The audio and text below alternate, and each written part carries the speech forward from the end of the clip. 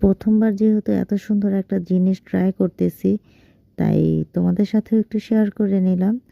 তোমাদেরকে এর আগের ভিডিওতে দেখিয়েছিলাম আমি কিভাবে পাটের দড়িকে ম্যাক্রমের দড়ি বানানোর ট্রাই করেছি।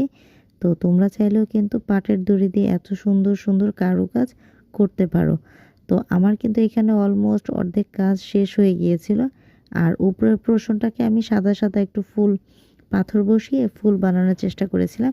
আর এইটা ছিল সবথেকে বেশি চ্যালেঞ্জিং বিষয় আমার জন্য। কারণ হচ্ছে বোতলটা ছিল একেবারে হালকা, বারবার পড়ে যাচ্ছিল যেহেতু উপরেটা ভারী ছিল। তো কি করব ভাবতে ভাবতে পরে মাথার মধ্যে আইডিয়া আসলো, কেননা এটাকে একটু ইউনিক করে বানানো যাক। আর কড়িগুলো কিন্তু আমি সেদিন কিনে নিয়ে আসছিলাম, তোমাদের সাথে শেয়ার করেছিলাম ভিডিওটা। আর সেখান থেকে কিন্তু আমার খরচ একেবারেই কম পড়েছে। যদি আমি এই ল্যাম্পটা বাইরে থেকে কিনতে যেতাম তাহলে আমার 500 থেকে 1000 টাকা খরচ হয়ে যেত। যেহেতু আমি ঘরে বানিয়েছি, আমার সর্বোচ্চ এখানে মনে হয় 200 টাকা খরচ হয়েছে কিনা আমার সন্দেহ আছে। কেমন হয়েছে